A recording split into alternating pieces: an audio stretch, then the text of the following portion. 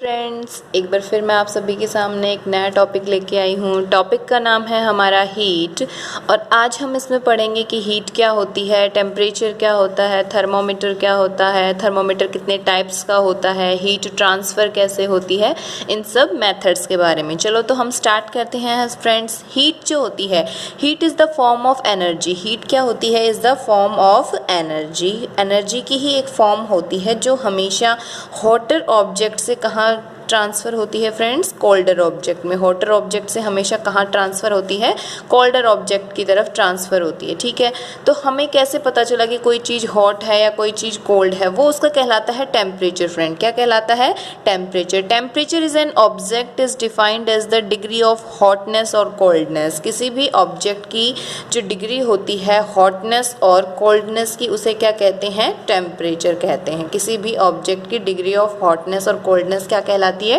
Temperature कहलाती है। तापमान जिसे बोलते हैं। टेम्परेचर की जो यूनिट्स होती हैं स्टूडेंट्स, वो अलग अलग होती हैं। जैसे कि सेल्सियस होती है हमारी, केल्विन होती है, फारेनहाइट, स्केल्स होती हैं। ये इनकी यूनिट्स होती हैं जो जनरली हम टेम्परेचर को लिखने टाइम यूज़ करते हैं। जैसे कि हम किलोग्राम में वेट वगैरह लिखते हैं, कि जैसे मैंने लिखा 120 kg, तो ये जो लास्ट में मैंने लगाई ये इनकी यूनिट्स होती है। ऐसे ही टेम्परेचर की ये 3 यूनिट्स होती हैं। ठीक है, अब हम आगे इनके बारे में पढ़ेंगे। उससे पहले हमें पता चलना चाहिए कि जो टेम्परेचर, तो तापमान को मापने का जो डिवाइस होता है वो होता है आपका थर्मोमीटर। को क्या होता है? थर्मोमीटर। तो थर्मोमीटर की हम यहाँ क्या डिफाइन लिखेंगे? A device which can used to measure temperature, which can used to measure temperature. ठीक है, वो क्या होता है आपका? थर्मोमीटर। अब थर्मोमीटर के अंदर स्टूडेंट्स एक लिक्विड भरा हुआ होता है, उसे क्या कहते हैं? मरकरी। क्या कहते हैं? मरकरी। ये एक मेटल होता है जो लिक्विड फॉर्म में पाया जाता है। यही एक मेटल होता है जो लिक्विड फॉर्म में पाया जाता है। ये जल्दी से हीट को क्या कर लेता है? एब्जॉर्ब कर लेता है, जिसकी वजह से हमारा, आप सभी ने थर्मोमीटर्स तो देखे ही होंगे, डॉक्टर वगैरह के पास आप जाते रहते हो तो डॉक्टर हमारे जैसे फीवर वगैरह हो जाता है तो हमारे माउथ में लगाते हैं ना एक थर्मोमीटर, कांच की सी ट्यूब लगाते हैं, वो थर्मोमीटर होता है। और बेसिकली उसमें जो चीज़ का लेवल राइज अप होता है वो होता है मरकरी। ठीक है, हम अभी डायग्राम बना के समझाएंगे। तो जो थर्मोमीटर होता है वो 2 टाइप्स का होता है। कितने टाइप्स का होता है? 2 टाइप्स का। नंबर 1 होता है क्लिनिकल और नंबर 2 होता है लेबोरेटरी थर्मोमीटर। ठीक है, तो क्लिनिकल हम बाद में पढ़ेंगे, पहले मैं आपको बताती हूँ लेबोरेटरी थर्मोमीटर जो लैब्स में यूज़ किया जाता है स्टूडेंट। जैसे कि हमें बॉइलिंग वाटर का टेम्परेचर मापना है, हमें बॉइलिंग वाटर का टेम्परेचर मापना है आपको, और आइस वगैरह का टेम्परेचर मापना है, और भी जैसे अल्कोहल वगैरह का, और भी जो कोई लिक्विड्स होते हैं उन सब का टेम्परेचर मापने के लिए यूज़ जो किया जाता है वो होता है लेबोरेटरी। और क्लिनिकल थर्मोमीटर क्या होता है? जो ह्यूमन बॉडी का टेम्परेचर मापने के लिए यूज़ किया जाता है उसे कहते हैं क्लिनिकल थर्मोमीटर। अब इनमें डिफरेंस क्या होता है इन दोनों थर्मोमीटर्स में, वो हम इसमें पढ़ेंगे। देखो, तो इनकी जो एक रेंज होती है, जैसे हमारा स्केल जो होता है, स्केल के ऊपर लिखी हुई होती है ना, 0 से स्टार्ट होती है, फिर 1, फिर 2, 3, 4, 5, ऐसे 15 तक होती है। जितना भी बड़ा स्केल होता है उसके अकॉर्डिंग होती हैं। ऐसे ही इन जो थर्मोमीटर्स होते हैं इनके अंदर भी स्केल होती हैं। तो जो क्लिनिकल थर्मोमीटर होता है उसमें 35 डिग्री सेल्सियस से लेकर और 42 डिग्री सेल्सियस तक की स्केल होती हैं। लेकिन जो लेबोरेटरी थर्मोमीटर होता है उसमें -10 डिग्री सेल्सियस से कितनी होती हैं? 10 डिग्री सेल्सियस तक। ये इनकी स्केल्स होती हैं। तो एक डिफरेंस तो ये हो गया इनका कि इसकी स्केल ये होती है, इसकी स्केल ये होती है। रेंज भी हम इसको बोल सकते हैं।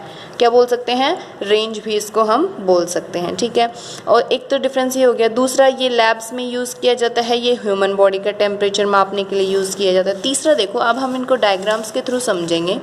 क्या बता रखा है कि जैसे मैं एक क्लिनिकल का बता रही हूँ, एक लेबोरेटरी का बता रही हूँ। जो लेबोरेटरी थर्मोमीटर होता है, जैसे कि मैंने ये थर्मोमीटर आपका बना दिया, ठीक है, कुछ ऐसा ही होता है। ड्राइंग मेरी इतनी अच्छी नहीं है तो आप लोग, ठीक है, कुछ ऐसा सा होता है। इसमें क्या होता है, यहाँ पर ये जो होता है ना, इसको कहते हैं बल्ब। क्या कहते हैं इसे? बल्ब। इसमें वो आपका लिक्विड जो होता है वो भरा हुआ होता है। मरकरी जो लिक्विड होता है वो आपका इसमें भरा हुआ रहता है। ये आपका लेबोरेटरी थर्मोमीटर। और यहाँ पे जैसे अपने स्केल्स में लिखी हुई होती है ना, अपने फुटा जो बोलते हैं आप, जैसे लाइन वगैरह खींचते हैं, उसमें जो लिखा हुआ होता है यहीं पर इसमें भी लिखा हुआ होता है। ये -10 डिग्री से लेकर 110 डिग्री तक के स्केल्स इस पर लिखे हुए होते हैं। ये लेबोरेटरी थर्मोमीटर होता है। ठीक है, है। इसमें जब जैसे ही हम इसको किसी बीकर में किसी में भी डालेंगे तो क्या होगा, हम इसको कंटेनर के साथ टच नहीं करेंगे। जैसे मेरे को पानी, उबलते हुए पानी का टेम्परेचर मापना है तो मैं इसको आधा डिप करूँगी ताकि ये बल्ब जो है ये पूरा उसमें डिप हो जाए, ठीक है, क्योंकि इसी बल्ब के अंदर मरकरी भरा हुआ होता है। और जैसे ही ये मरकरी गर्म होगा, एक सिल्वर कलर का थ्रेड, जो सिल्वर कलर की एक पतली सी जगह होती है, उसमें सिल्वर कलर का मरकरी ऊपर जाएगा और जहाँ पर जाकर ये रुक जाएगा वहीं पे हम इसकी रीडिंग नोट कर लेंगे। वही हमारा वाटर का बॉइलिंग टेम्परेचर हो जाएगा, जैसे कि 100 डिग्री होता है वाटर का टेम्परेचर, ठीक है। ये तो होता है आपका लेबोरेटरी में। लेकिन जो क्लिनिकल थर्मोमीटर होता है आपका, उसके अंदर क्या होता है, जैसे कि मैंने क्लिनिकल थर्मोमीटर बनाया, उसके अंदर ना यहाँ पर इस बल्ब से पहले एक किंक वो होती है, प्रेजेंट होती है। क्या प्रेजेंट होती है? एक किंक प्रेजेंट होती है। उस किंक का क्या काम होता है आपका, यहाँ पर एक घुमावदार सी के जैसे घुमावदार संरचना होती है और यहाँ पर वही सेम बल्ब होता है, उसके अंदर मरकरी भरा हुआ होता है। तो क्या होता है, उस किंक का काम क्या होता है, जैसे ही हमने लेबोरेटरी थर्मोमीटर क्या होता है, लेबोरेटरी थर्मोमीटर में तो हम जैसे ही इसको पानी से बाहर निकालेंगे ये मरकरी दोबारा से नीचे आ जाएगा बल्ब में। लेकिन अगर ये किंक प्रेजेंट होती है तो जैसे ही हमने इस थर्मोमीटर को मुँह में डाला तो जो राइज अप हुआ था मरकरी का लेवल, जहाँ तक राइज अप हुआ था, सोचो मेरे को 40 डिग्री का बुखार था, ठीक है, यहाँ तक राइज अप हुआ था वो, ठीक है, तो वो एकदम से नीचे नहीं आएगा निकालते ही। एक किंक की वजह से, ये जो किंक है ये मरकरी के लेवल को फॉलिंग डाउन होने से बचाती है, ठीक है। तो इन दोनों में डिफरेंस यही होता है, लेबोरेटरी में किंक प्रेजेंट नहीं होती, इसमें प्रेजेंट होती है। और क्या काम होता है वो मैं आपको बता चुकी, ठीक है। फिर इनकी प्रिक्वेशंस बता सकते हो आप, कैसे यूज़ करनी चाहिए, मैंने बता दिया, वो टच नहीं होना चाहिए कंटेनर के कोई भी जो होता है।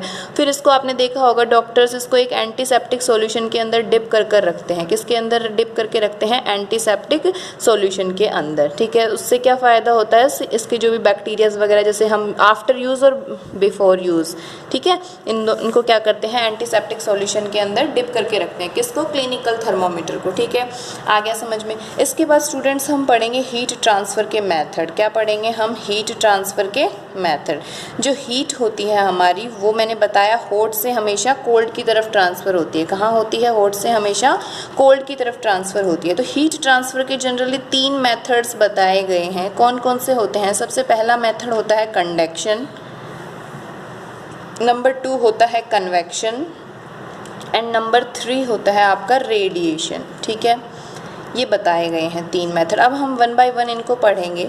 सबसे पहला जो मेथड होता है फ्रेंड्स आपका, जो कंडक्शन मेथड होता है, उसके अंदर क्या होता है, कंडक्शन हमेशा सॉलिड्स में होता है। सॉलिड्स यानी कि जो चीज़ें जैसे कि आपकी स्पून हो गई, ब्रिक हो गई, आपकी जो ईंटें वगैरह हो गई, और भी जैसे चीज़ें, आपका बर्तन हो गया, पतीला हो गया, सॉलिड चीज़ें जिनके पार्टिकल्स एक दूसरे से अटैच्ड हैं, एक दूसरे से बिल्कुल अटैच होकर रखे हुए होते हैं, वो सॉलिड चीज़ें। जैसे कि भाई मैंने एक स्पून थी मेरे पास, ठीक है, मैंने उस स्पून को गर्म चाय के कप में डिप कर दिया, ठीक है, गर्म चाय के कप में डिप कर दिया, तो उस स्पून का ये वाला हिस्सा क्या हो जाएगा, गर्म हो जाएगा। साथ साथ ही आप देखोगे धीरे धीरे वो स्पून ऊपर तक गर्म हो जाएगी। क्यों? क्योंकि ये सॉलिड्स के अंदर हीट ट्रांसफ़र का मेथड होता है। या फिर मैं एक स्पून को ले लिया, मैंने इसका एक एंड को मैंने गर्म किया, ठीक है, और इस स्पून को मैं दूसरी स्पून के साथ टच कर रही हूँ, तो ये दूसरी स्पून भी क्या हो जाएगी, यहाँ से गर्म होना स्टार्ट कर देगी। किस वजह से? कौन से मेथड के द्वारा? कंडक्शन मेथड के द्वारा। तो कंडक्शन मेथड बेसिकली हमारा होता है कि सॉलिड्स के अंदर जो हीट ट्रांसफ़र होती है उसे क्या कहते हैं, कंडक्शन मेथड। यदि मैं लकड़ी की स्पून को ऐसे ही आप ठंडे गर्म, जरूरी नहीं है गर्म चीज़ गर्म चाय के कप में ही आप डिप करो, इससे ऐसे ही मैं एक स्पून को, सोचो मैंने एक लकड़ी की स्पून को मैंने डिप कर दिया आइसक्रीम के अंदर, तो क्या वो ठंडी होगी? नहीं होगी। क्यों? उसके मैं बारे में आपको बताऊंगी। उससे पहले हमें पता होना चाहिए, 2 टर्म्स पता होने चाहिए हमें। एक होता है आपका गुड कंडक्टर्स और एक होता है आपका पुअर कंडक्टर्स, ठीक है, गुड कंडक्टर्स और पुअर कंडक्टर्स। पुअर कंडक्टर्स का दूसरा नाम होता है इंसुलेटर्स, ठीक है। ये क्या होते हैं? गुड कंडक्टर्स होते हैं कुचालक सुचालक, आपने हिंदी में कभी पढ़े भी होंगे। तो क्या होता है गुड कंडक्टर और पुअर कंडक्टर में? बेसिकली क्या पढ़ते हैं उसके अंदर, जो गुड कंडक्टर्स होते हैं उनके अंदर बिजली, हीट जो है वो, इलेक्ट्रिसिटी जो होती है, हीट जो होती है वो आसानी से पास हो सकती है, बहुत इजीली पास हो सकती है। ये जो गुड कंडक्टर्स हैं इनके एग्जांपल जैसे आयरन हो गया आपका, कॉपर, तांबा हो गया आपका, एल्यूमिनियम हो गया, ठीक है, ऐसे जो चीज़ें होती हैं वो क्या होती हैं, गुड कंडक्टर एक्सेट्रा। बहुत सारे एग्जाम्पल्स हैं।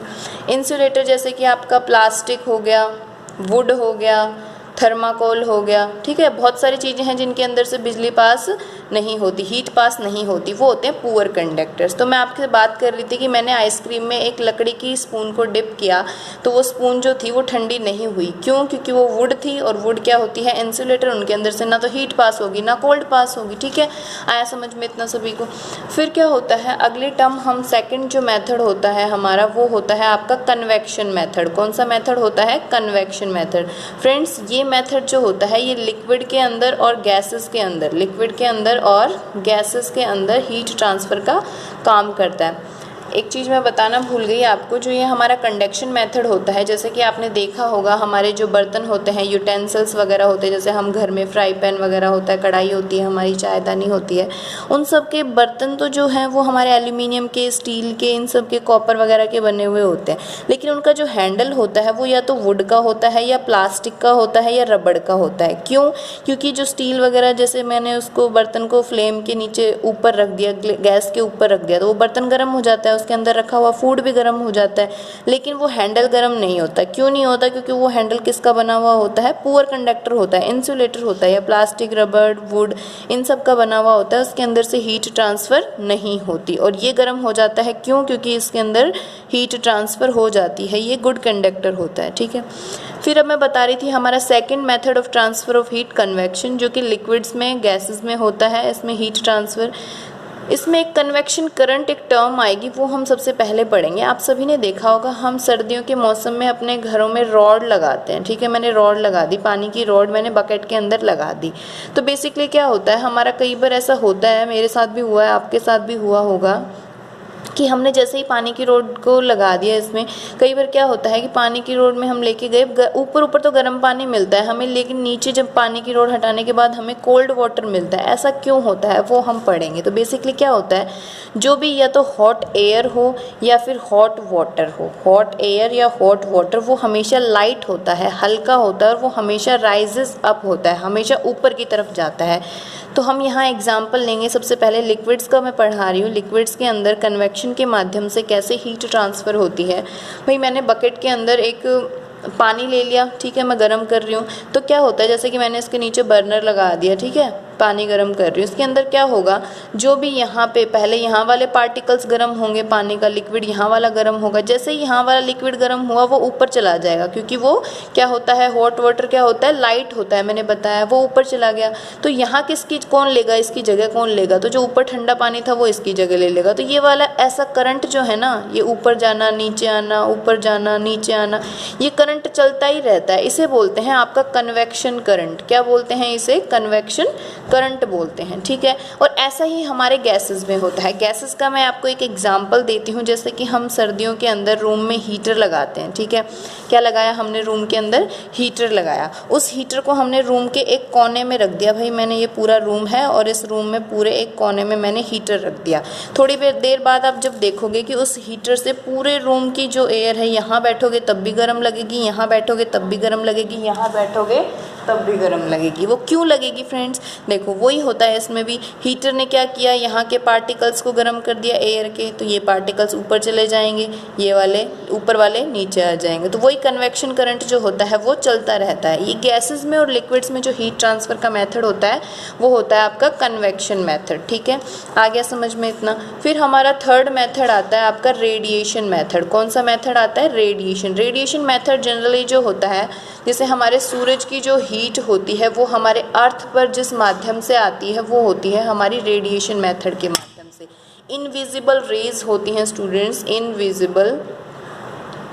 इनविजिबल रेज होती हैं जिन्हें हम बोलते हैं इंफ्रारेड रेज। क्या बोलते हैं? इंफ्रारेड रेज बोलते हैं जिन्हें। वो हमारी क्या आती हैं, अर्थ के ऊपर आती हैं। और वो कौन से मेथड द्वारा आती है? रेडिएशन। हमें दिखाई थोड़ी ना देती हैं, जो हीट रेज सूरज से यहाँ आती है हमारे पास, वो हमें दिखाई नहीं देती। तो हमें इनविजिबल रेज होती हैं, वो हमें हीट, हमें फील कर सकते हैं हम उस हॉटनेस को। ठीक है, तो वो क्या होती हैं, कौन सी रेज होती हैं? वो इंफ्रारेड रेज होती हैं। ठीक है, ये हो गए आपके 3 मेथड्स। इसके अलावा कुछ अलग भी हैं इसमें टॉपिक्स, जैसे कि आपका बताया जाता है कि जो डार्क क्लोथ्स होते हैं, डार्क क्लोथ्स हमें विंटर्स में वेयर करने चाहिए, समर्स में वेयर नहीं करने चाहिए। लाइट क्लोथ्स जो होते हैं हमें समर में, जैसे वाइट कलर के कपड़े हो गए, हमें समर्स में वेयर करने चाहिए। ऐसा क्यों होता है? तो वो होता है एक रिफ्लेक्शन और एक एब्जॉर्प्शन। तो जो डार्क क्लोथ्स होते हैं, जैसे कि ब्लैक कलर के कपड़े, आपने देखा होगा यदि हम गर्मियों के मौसम में ब्लैक कलर के कपड़े पहन लेते हैं तो हमें बहुत गर्मी लगती है। क्यों लगती है? क्योंकि जो ब्लैक कलर होता है वो बहुत ज़्यादा एब्जॉर्ब करता है हीट को। क्या करता है? बहुत ज़्यादा हीट को एब्जॉर्ब करता है। इसलिए कहा जाता है कि विंटर सीजन में डार्क कलर के क्लोथ्स पहनोगे तो अच्छा रहेगा, हमें वार्म रखने में हेल्प करेंगे। और लाइट कलर के, जैसे कि मैंने वाइट कलर जो होता है, वाइट कलर के कपड़े, सूती कपड़े, कॉटन के कपड़े जो पहनते हैं हम गर्मियों के मौसम में, वो क्या करते हैं? हीट को रिफ्लेक्ट करते हैं। क्या करते हैं? हीट को रिफ्लेक्ट करते हैं। तो बेस्ट रिफ्लेक्टर होते हैं वो। लाइट कलर बेस्ट रिफ्लेक्टर होता है, dark colour best absorber of heat होता है। ठीक है। फिर इसके अलावा हम देखते हैं कि हमारे जो घर वगैरह होते हैं उनको भी बाहर से पेंट किया जाता है। डार्क कलर का पेंट करेंगे तो हमें गर्मी ज़्यादा लगेगी। तो हमारे हाउस वगैरह जो होते हैं उनको भी बाहर से जनरली वाइट कलर का पेंट किया जाता है। सोलर कुकर वगैरह जो होते हैं उनमें डार्क कलर किया जाता है अंदर से। क्यों? ताकि वो आसानी से हीट को एब्जॉर्ब कर सकें। वीडियो पसंद आई हो तो please like, share and subscribe ज़रूर कीजिएगा। हम फिर से एक नए टॉपिक के साथ आएंगे। बाकी वीडियोस देखने के लिए मेरे डिस्क्रिप्शन बॉक्स में जाइए, वहाँ पे आपको लिंक मिलेगा। प्लीज़ प्लीज़ प्लीज़ सब्सक्राइब ज़रूर कीजिएगा। Thank you. Have a nice day.